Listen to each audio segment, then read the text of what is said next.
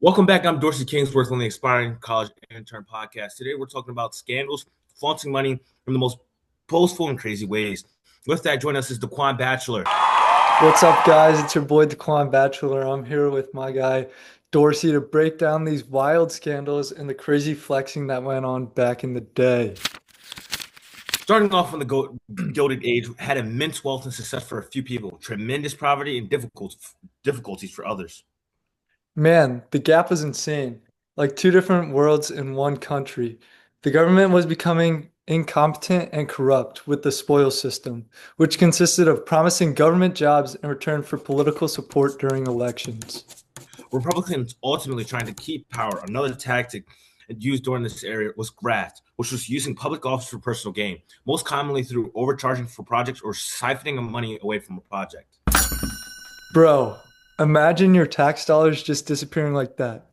Doesn't seem like this era was cooked, but that's just the broad topics of this era. Honing in on the important of this era is the shift of the markets and economy. And before we get back to these elite finesses, this episode is sponsored by Fluorine. If you want your teeth so clean you can convince a banker your royalty, this is the move. Pearly whites, fresh breath, honey and herbs, everything you need to look confident and untouchable to level up your smile with Fluorine. Now back to it. Now this is where the things get wild because the Gilded Age was not just about the corruption, it was just about showing off wealth in ways that had never been seen before. Historians call it a conspicuous consumption, which basically means the rich were spending money in the loudest possible ways. We're talking mansions the size of small towns, dinners that cost more than a year's salary, and offers covered in diamonds just to walk down the street. They were flexing harder than rappers today, no joke. But honestly, I don't blame them.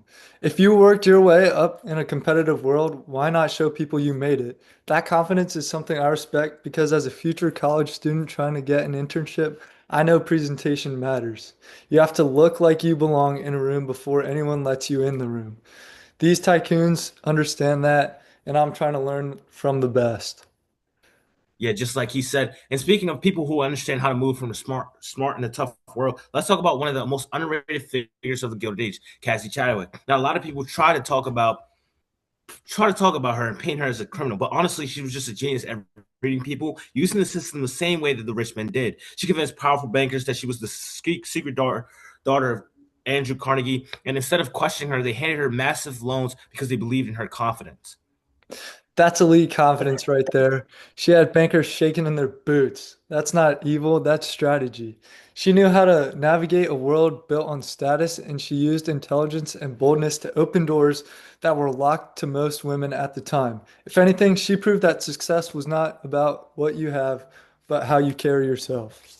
And as someone trying to get ahead, trying to get an internship, trying to stand out to the Ivy League kids and everyone in my graduating class, I can't help but respect that. The Gilded Age teaches us how ambition, when you have to present yourself, take risks, and think bigger than the people around you. And that's exactly the mindset I'm trying to bring to my future. Well, thank you, Duquan Bachelor. You know, two aspiring college interns. You're trying to get a job, trying to get just our foots in the door. Thank you for joining me on this Yeah, podcast. of course. Thank you. It was a pleasure, and I look forward to seeing what you got going on here. Thank you. So, yeah, of course. And welcome back to the Inspiring College Intern Podcast. I'm your host, Mr. Dorsey Kingsworth, the most driven, reform-minded, solution-oriented future intern you'll ever meet. Today, I'm joined by our respected colleague, the infamous Logan Brooks, as we break down the progressive era, the moment in American history where people finally said, this country has problems, and we're actually going to fix them. Progressivism was built on the belief that government could solve real issues by passing practical reforms. Reformers looked around and saw industrialization grinding workers into exhaustion, cities overflowing with waste and overcrowding, and political machines running corruption like a business, and entire social groups being mistreated or ignored. Instead of accepting these conditions, progressives pushed for government-backed solutions.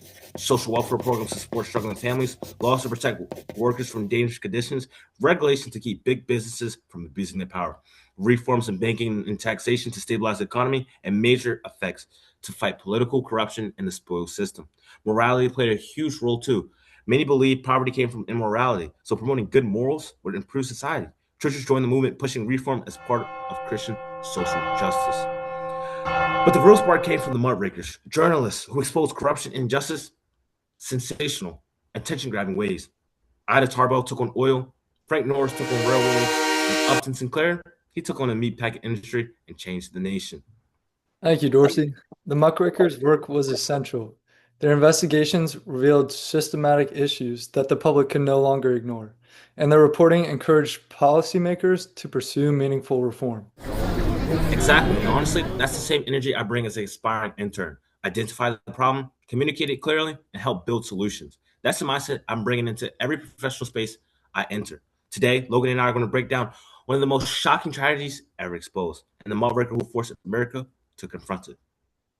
Today's episode is sponsored by Congre's Balsamic Elixir, the cure that kept workers going when factories were tearing people apart.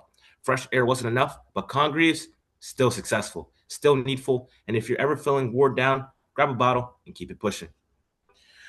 Now, Logan, when we're talking about exposing the dark side of industrial America, Upton Sinclair stands at the top. He entered Chicago's meatpacking plants to investigate worker exploitation, but what found a full-scale public health disaster. His book, The Jungle, revealed horrifying conditions.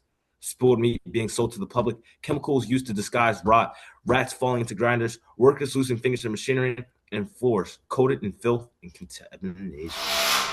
Yes, Sinclair's findings were deeply disturbing. His work demonstrated not only the exploitation of labor, but also the severe risks posed to consumers. It was a clear indication that the system required immediate reform. Exactly. Sinclair delivered one of the most iconic lines in muckraking history. I aimed at the public's heart, and by accident, I hit in the stomach. That quote was legendary because it shows how powerful his work was. He wanted people to care about workers, but instead the nation panicked about what they were eating. His book caused a national uproar that President Theodore Roosevelt ordered an investigation. That investigation confirmed Sinclair's claims, leading to two major reforms, the Meat Inspection Act and the Pure Food and Drug Act. These laws became the foundation of modern food safety in America. It's a powerful example of how thorough investigation and clear communication can drive institutional change. Sinclair's work reshaped national policy. Exactly. And that's the mindset I bring to every internship I pursue, the ability to analyze systems, identify problems, communicate them clearly, and help create solutions. Sinclair didn't just expose a tragedy, he reshaped national policy. And that's the level of impact I aspire to bring to any team I join.